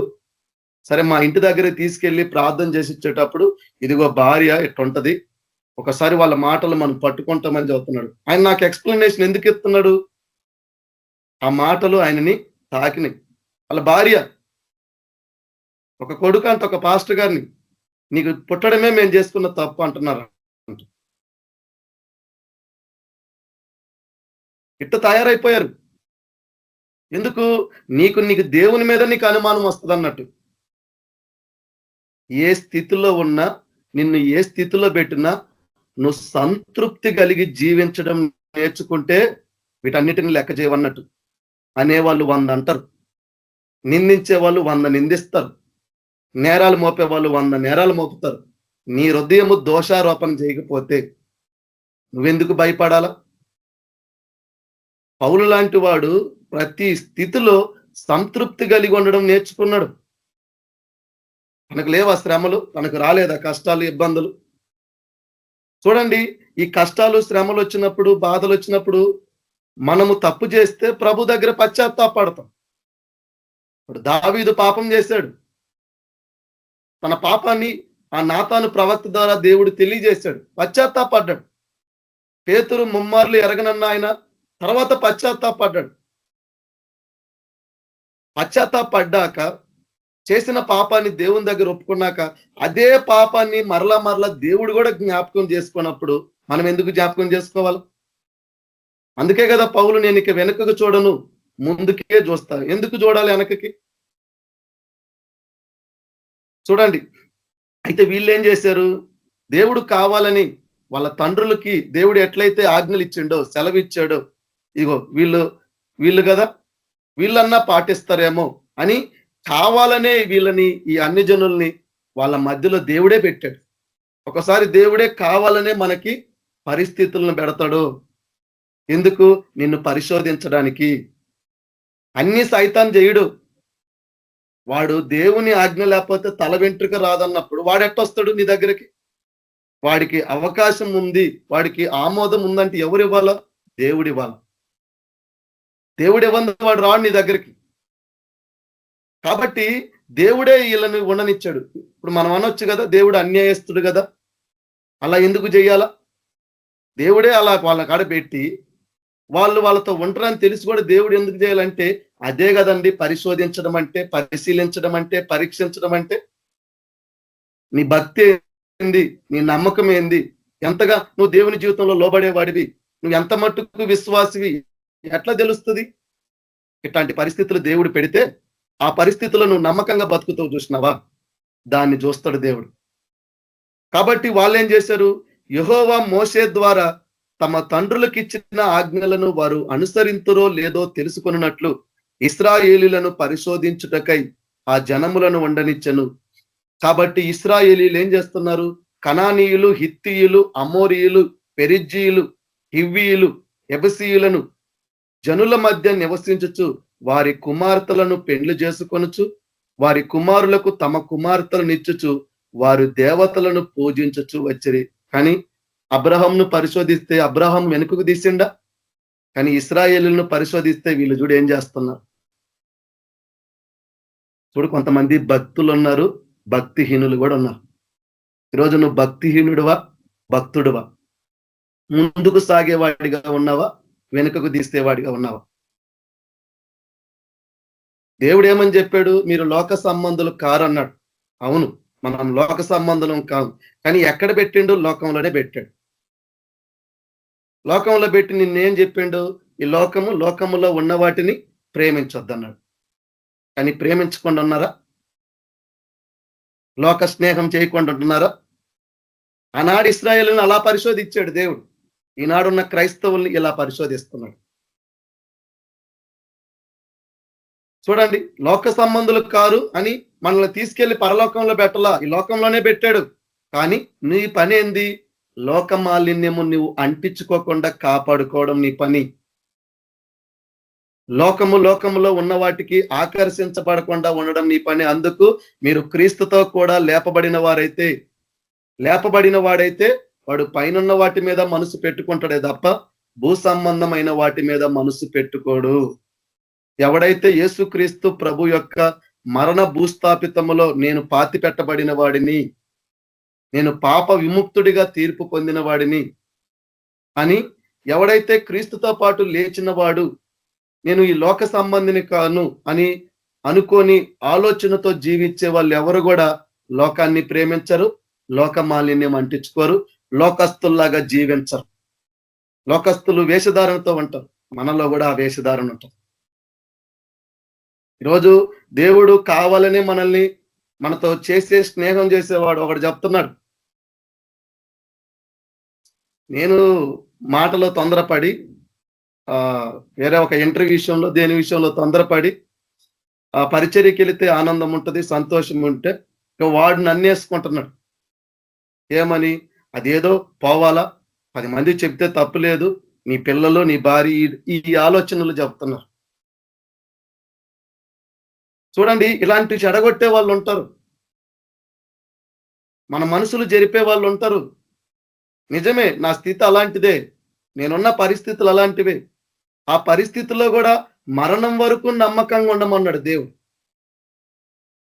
ఒక రోజు కాదు, ఏదో అలా ఒక్క విషయంలో కాదు, నువ్వు జీవించినంత కాలము, నువ్వు బ్రతికినంత కాలము, ఏ స్థితిలో ఉన్నా, ఎలాంటి పరిస్థితుల్లో ఉన్నా, అవి ఏవైనా కానీ నువ్వు నమ్మకంగా బతకడమే కదా దేవుడు కోరుకునేది. మరణం వరకు ఎందుకు నమ్మకంగా ఉండమన్నాడు? కష్టాలు వచ్చినాయని, శ్రమలు వచ్చినాయని, బాధలు వచ్చినాయని ఆయన దేవుడు కాకుండా ఏం పోడు.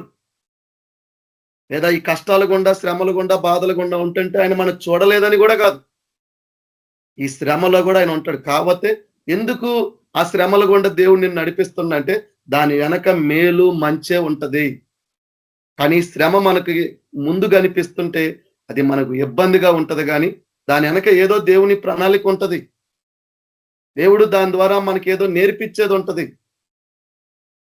కాబట్టి నేను ఎందుకు చెప్తున్నానంటే, ఒక్కోసారి ఇలాంటి వారి మధ్య ఉన్నప్పుడు ఇలాంటి సలహాలు ఇస్తుంటారు.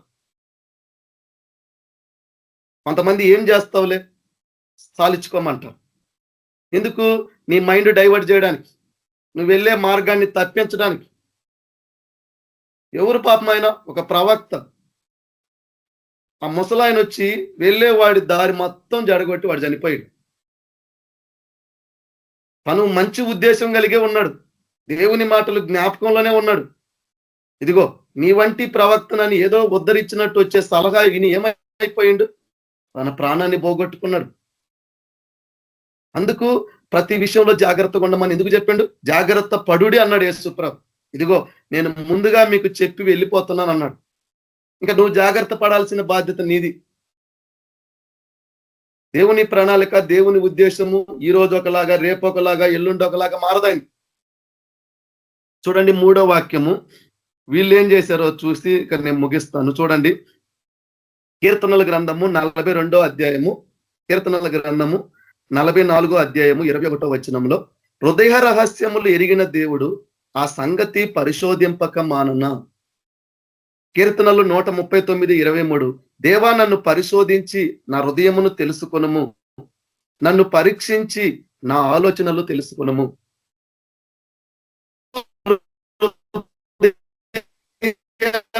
అంటే చూడండి, అపోస్తుల కార్యము 5వ అధ్యాయము 1వ వచనము, అననీయ అను ఒక మనుషుడు తన భార్య అయిన సఫీరాతో ఏకమై పొలమమ్మెను. అంటే భార్య భర్తలు ఇద్దరి ఆలోచన, వాళ్ళిద్దరి మనసు, వాళ్ళు చేసిన పని ఒక్కటే.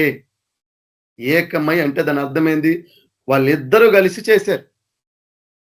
చేసి ఏం చేశారు? భార్య ఎరుకనే వాడు దాని వెలలో కొంత దాచుకొని కొంత తెచ్చి అపోస్తుల పాదముల యొద్ద పెట్టెను. అప్పుడు పేతురు, అననీయ, నీ భూమి వెలలో కొంత దాచుకొని పరిశుద్ధాత్మను మోసపుచ్చుటకు సాతాను ఎందుకు నీ హృదయాన్ని ప్రేరేపించును? హృదయ రహస్యాలు మనం చూసినాం కదా, హృదయ రహస్యాలు ఎరిగిన దేవుడు ఆ సంగతిని పరిశోధింపక మానున. ఎందుకు చేయాలా ఇలాంటి పనికి మాలిన పనులు? ఈరోజు ఎందుకు చేయాలా? ఇప్పుడు నీ హృదయపూర్వకంగా మాట్లాడగలిగితే మాట్లాడు, లేకపోతే చాలించుకో. కపటం చూపించడం ఎందుకు? కనబడినప్పుడు నవ్వడం ఎందుకు? ఆ నవ్వులో నిజం ఉండాలా, ఆ పలికిన మాటలో నిజం ఉండాలా. ఎందుకు? మన అంతరంగంలో యేసు ప్రభు సత్యం కోరుకుంటాడు. నీ అంతరంగంలో పగలు పెట్టుకొని, నీ అంతరంగంలో కలహాలు పెట్టుకొని, కక్షలు పెట్టుకొని నువ్వు మాట్లాడితే దేవుడు పరిశోధించడం అనుకుంటున్నారా? దేవుడు నీ ఆలోచన ఏందో తెలుసుకోవడం అనుకుంటున్నావా? నీ ఆలోచనల్లో దురాలోచనలు ఉందని తెలుసుకోలేననుకుంటావు. వాళ్ళు చేసిన ఆలోచన దురాలోచన, మంచి ఆలోచన ఎందుకైతుంది? ఇవ్వదలుచుకుంటే ఇవ్వు, ఇవ్వకపోతే ఇవ్వకుండా ఉండు. నీ మాట అవునంటే అవును, కాదంటే కాదు. ఇది కాకుండా ఏది చేసినా దుష్టింది అన్నాడు కదా దేవుడు. ఇప్పుడు మీరు ఇవ్వలేని మనసు మీకు ఉన్నప్పుడు, నువ్వు పరిచర్యకి వెళ్ళలేనప్పుడు ఉన్న కారణం ఏతూ చెప్పు. సాకులు ఎందుకు చెబుతావు? అబద్ధాలు ఎందుకు చెబుతావు? కథలు ఎందుకు చెబుతావు? నువ్వు ఎవరికి చెబుతున్నావు? ఏ రోజన్నా నన్ను యేసు ప్రభు చూస్తున్నాడే, ఆయన కన్నులు లోకమంతా తిరుగుతాయే, ఆయన కన్ను దృష్టి నా మీద ఉందే అని అనుకుంటే నువ్వు చెప్పే మాటలు నీకు ఎప్పుడన్నా సిగ్గుగా అనిపించవా? ఎప్పుడన్నా నీకు ఆ మాటలు పశ్చాత్తాపాన్ని కలిగించవా? వెళితే వెళ్ళు, వెళ్ళకపోతే వెళ్ళకుండా ఉండు. ఈ సాకులు ఎందుకు చెప్పాలా? నెపాలు ఎందుకు చెప్పాలా? ఆ పెళ్లి ఎందుకు పిలిచినప్పుడు వాళ్ళు నెపములు చెబితే వారి పట్టణాన్ని కూడా ఎందుకు దేవుడు తగలబెట్టించాడు? అందులో నిజం లేదు కాబట్టి, వాళ్ళు చెప్పిన మాటలో సత్యం లేదు కాబట్టి. ఈరోజు ఇదే కొంత మంచితనంగా ఉన్నట్టు ఉంటది, కానీ కంప్లీట్ గా ఉండదు ఆ మంచితనము. ఈరోజు ఎంతో మంది దేవుని బిడ్డలు హృదయ విషయంలో మోసపోయిన వాళ్ళుగా ఉన్నారు. నా జీవితం ఉన్నా, మీ జీవితం ఉన్నా, ఎవరి జీవితం ఉన్నా, నీ హృదయ స్థితిని నువ్వు మార్చుకోకపోతే నువ్వు చచ్చిన వాడివే. నీ హృదయ స్థితిని నువ్వు మార్చుకోకపోతే నువ్వు చచ్చిన దానివే. నీలో జీవం లేదు, నీలో యేసు ప్రభు లేడు, నీలో పరిశుద్ధత లేదు. నీ జీవితంలో ఎక్కడ కూడా నువ్వు దేవునికి లోబడిన దానివి, లోబడిన వాడివి కాదు. మోసపోయి మీ జీవితాలను మీరే చూడండి తవ్వుకుంటున్నారు. ఎందుకంటే యేసు ప్రభు చెప్పాడు, నీ మాటలో నిజం ఉండాలా, నువ్వు చేసే పనిలో నిజం ఉండాలా. మనుషుల మెప్పు కోసము మనుషుల దగ్గర నటించడం చేసుకుంటే దేవుడు చూడక మానేవాడు కాదు. చూచే దేవుడు, నిన్ను పరిశీలించే దేవుడు. నువ్వు మాట్లాడినా ఆ మాటల వెనక ఏం అర్థం ఉంది, అందులో మంచి ఉందా, దురాలోచన ఉందో తిరిగిన దేవుడు. ఆయనని ఎవ్వరు కూడా ఆయనని మోసపరచలేరు. వీళ్ళు మోసం చేయాలని చూశారు. అమ్మింది మొత్తమే, తీసుకొచ్చింది కొంచెమే. అసలు ఇవ్వలేని వాళ్ళు ఎందుకు ఇవ్వాల? రోజు సేవగా పోకపోతే పోవు, గమ్మునుండు. కొంత భక్తి ఉన్నట్టు ఇట్లా మనం ఎందుకు చేయాలా? నిన్ను ఎవడు చేయమంటున్నాడు? దేవుడు చేయమన్నాడా నిన్ను? దేవుడు అది కోరుకుంటున్నాడా? సత్యాన్ని కోరుకుంటున్నాడే తప్ప అబద్ధాన్ని కోరుకోవట్లేదే. యథార్థతను కోరుకుంటున్నాడే తప్ప అబద్ధాన్ని కోరుకోవట్లేదే. నిజాన్ని కోరుకుంటున్నాడే కానీ కపటాన్ని కోరుకోవట్లేదే. నువ్వు ఉంటే అట్లన్నా ఉండు, లేకపోతే గమ్మునుండు. ఈ మధ్యలో ఈ నటనలు ఎందుకు? ఈ కపటాలు చూపించడం ఎందుకు? ఇది తప్పు కదా? ఇది క్రైస్తవులకి ఎట్లా తగిన జీవితం అవుతుంది? పైకి ఒకలాగా లోపలాగలాగా ఎందుకు బతకాలా? ఎందుకు జీవించాలి? వాడేదో అనుకుంటాడని వాడిని చూస్తున్నావే తప్ప అనుకునేవాడు పైనున్నడే, ఆ పైనుండి నన్ను ఈ భూలోకం మీద చూస్తున్నాడే అని అనుకోవు కదా నువ్వు. చూడండి, ఈ క్రియలు మంచివి కాదు. సాధ్యమైనంత వరకు మారు మనసు పొందకపోతే, ఇలాంటి క్రియలు విడిచిపెట్టకపోతే చూడండి చాలా నష్టపోతారు. దేవుడు చెప్తున్నాడు. అతడు చూడండి, సాతాను వారిని ఎక్కడ ప్రేరేపించింది? హృదయంలో ప్రేరేపించింది. అది నీ యొద్ద ఉన్నప్పుడు నీదే కదా. అమ్మిన పిమ్మట అది నీ వశమై ఉండలేదా? నీదే కదా. నువ్వు వెళ్ళగలిగితే వెళ్ళు, వెళ్ళకపోతే సాలించుకో. ఆ పిలిచినోడికి ఎందుకు 100 అబద్ధాలు చెబుతావు? ఎందుకు చెప్పాలా? చెప్పి ఎందుకు నువ్వు అట్లా దేవుని సన్నిధిలో ఇట్లా ఇలాంటి విధానంలో కనిపించాలి? ఈరోజు లేరా అండి? ఎంతమంది లేరు? ఉన్నారు కాబట్టే దేవుడు మాట్లాడతాడు. లేకపోతే ఎందుకు మాట్లాడతాడు దేవుడు? మనం ఏమన్నా శత్రువునా? లేదా మీరు నాకు శత్రువుల? ఇంత చెప్పేవాడిని మిమ్మల్ని ద్వేషిస్తే నేను నాకెక్కడ రక్షణ ఉంటది? నాలో ఎక్కడ పరిశుద్ధత ఉంటది? నాలో ఎక్కడ దేవుని నీతి ఉంటది? కానీ ఎందుకు ఇలా దేవుడు మనతో మాట్లాడుతున్నాడు? ఎందుకు దేవుడు ఇంత కఠినంగా మనకు చెబుతున్నాడు? మన జీవితాలు అలా ఉన్నాయా చూసుకోవడానికే. ఎందుకు?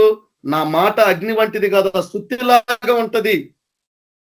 అలా కొట్టకపోతే కొన్ని గట్టిగా ఉంటాయి బండలు. ఈరోజు నీ హృదయము మోడు బారిపోయిందేమో, బండలాగా తయారైందేమో. ఎన్నిసార్లు అడిగినా కూడా దేవునికి అది స్పందించట్లేదేమో. కానీ చివరికి వాడు ఏం చేస్తాడు? గట్టిగా కొడతాడు. దేవుడు అలా మనల్ని కొడుతున్నాడు. మీకు ఇవి తగిన క్రియలు కావు, ఇది ఇలాంటి విధానాలు మీకు మంచివి కాదు.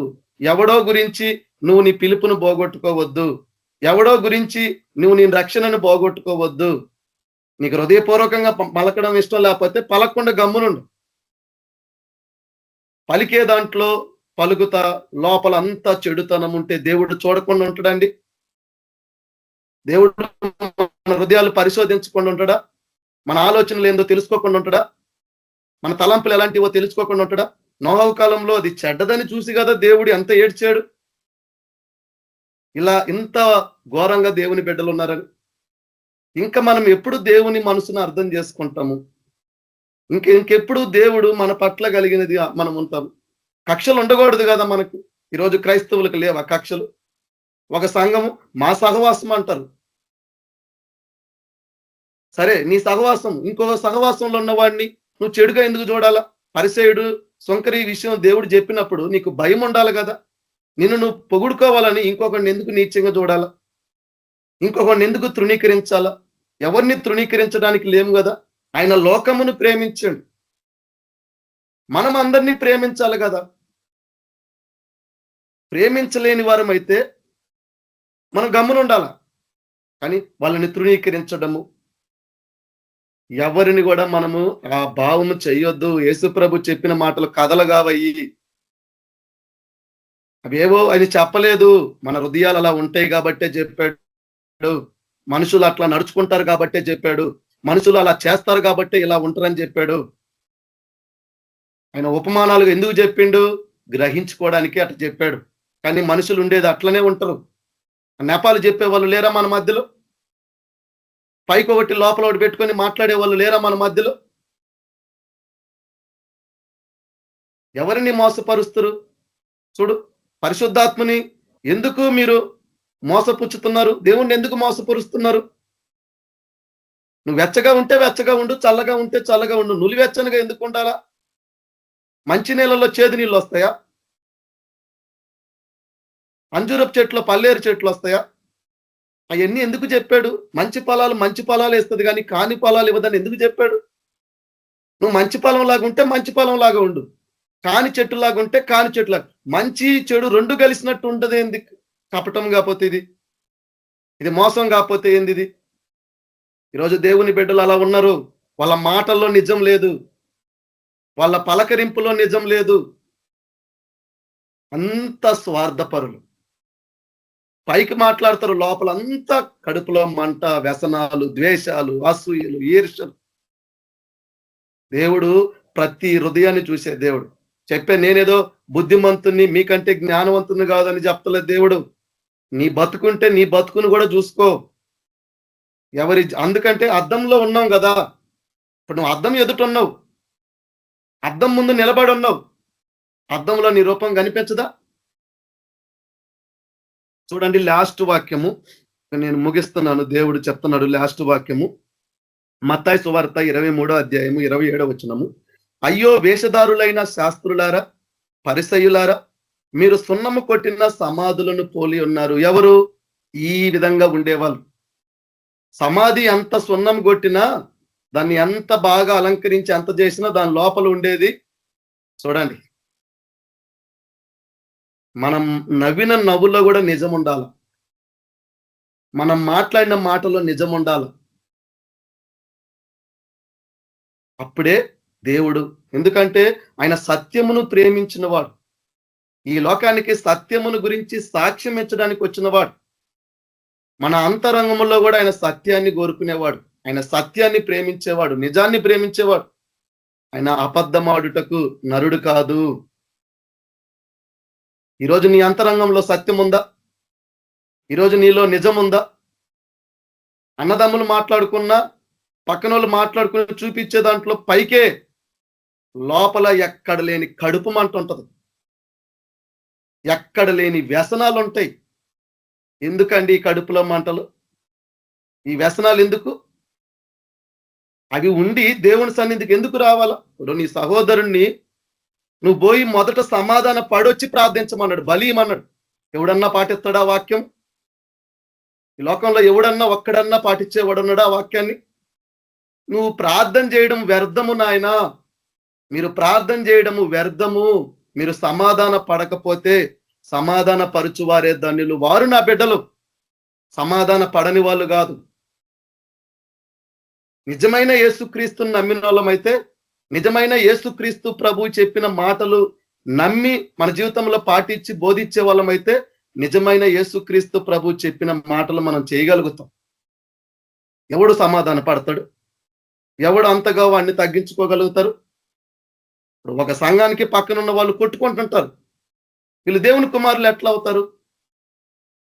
ఇలా ఎవడన్నా చెప్పాడు అనుకో, వాడిని చెడ్డగా చూస్తారు. ఆనాడు యేసు ప్రభు మొహమాటం లేకుండా వాక్యాన్ని చెబితే ఇతను మనకు వ్యతిరేకంగా ఉన్నాడని చెప్పి మాట్లాడారు. ఆయన నిందించినంత మాత్రాన, వాళ్ళు అనుకున్నంత మాత్రాన ఆయన చెప్పిన మాట సత్యం కాకపోలేదు. ఈనాడు అదే దేవుడు నాలో ఉండి మాట్లాడిన మాట నిజము కాకపోదు, సత్యము కాకపోదు. ఎందుకంటే నా హృదయాన్ని యేసు ప్రభు ఎరిగాడు కాబట్టి. నేను చెప్పే దాంట్లో మంచి ఉందా, కక్ష ఉందా, కలహం ఉందా, మత్సరం ఉందా, నా దేవునికి తెలుసు. ఎందుకంటే ఇవి కలిగి ఉండడం ఎంత ప్రమాదకరము, ఎంత మనకు అపాయకరం. ఇవి ఇలాంటివి ఉండకూడదు. మనం ఉంటే యేసు ప్రభు సంబంధుల్లాగా ఉండాలా, కొంత దేవుని సంబంధుల్లాగా, కొంత లోక సంబంధుల్లాగా. అప్పటికప్పుడే భక్తి కలిగినట్టు అప్పటికప్పుడే మన జీవితాలు అయిపోతున్నాయి. స్థిరం లేదు, నిలకడ లేదు, స్టెబిలిటీ లేదు మనలో. అప్పటికప్పుడే యేసు ప్రభు నీకు కనిపిస్తాడు. అప్పటికప్పుడే ఎక్కడ లేని సువార్త మీద ప్రేమ మనకు కనిపిస్తుంది. అప్పటికప్పుడే అది చల్లబడిపోతుంది. ఆ రోజుకే, అదిగో ఆ విన్న క్షణానికే తర్వాత రోజుకు ఉండదు అన్నట్టు. మనలో సత్యం ఉన్నట్ట. చూడండి, ఇక్కడ చెప్తున్నాడు, ఈ మాట చెప్పి నేను ముగిస్తున్నాను. అయ్యో వేషధారులైన శాస్త్రులారా, పరిసయ్యులారా, మీరు సున్నము కొట్టిన సమాధులను పోలి ఉన్నారు. అవి వెలుపల శృంగారముగా అగపడును గాని లోపల చచ్చిన వారి ఎముకలతోనూ సమస్త కల్మషము. ఇది నేను చెప్పదలుచుకుంది. మన హృదయంలో కల్మషం ఉండకూడదు. అందుకు యాకోబు స్పష్టంగా చెప్పాడు, వెర్రవీగుతున్న దుష్టత్వమును మాని లోపల నాటబడి మీ ఆత్మలు రక్షించుటకు శక్తిగల ఈ వాక్యమును సాత్వికముతో అంగీకరించండి, లేకపోతే మీ ఆత్మలు రక్షించబడవు. మీలో ఉన్న కల్మషం పోదు. కల్మషం పోకపోతే కలుషితమైపోతాం.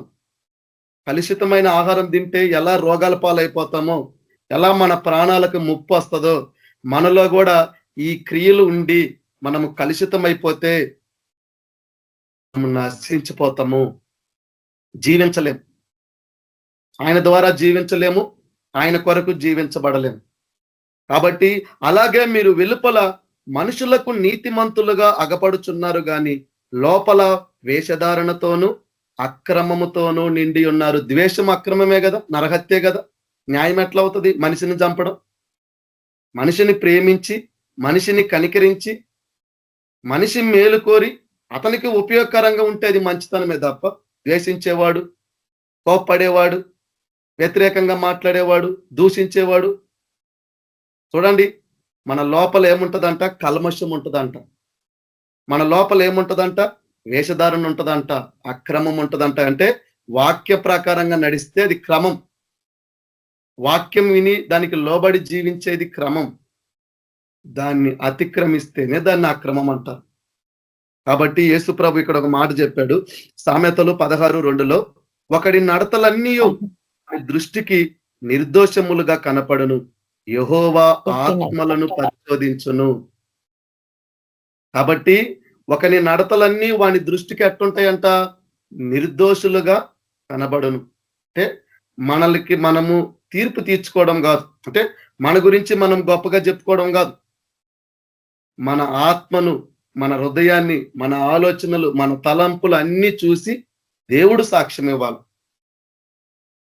ఏబు గురించి ఇచ్చినట్టు అతనిలో చెడుతనం లేదు, అతను భయభక్తులు కలిగిన వాడు, అతను న్యాయవంతుడు, అంటే క్రమంగా ఉన్నవాడు, అక్రమంగా లేడు అతను.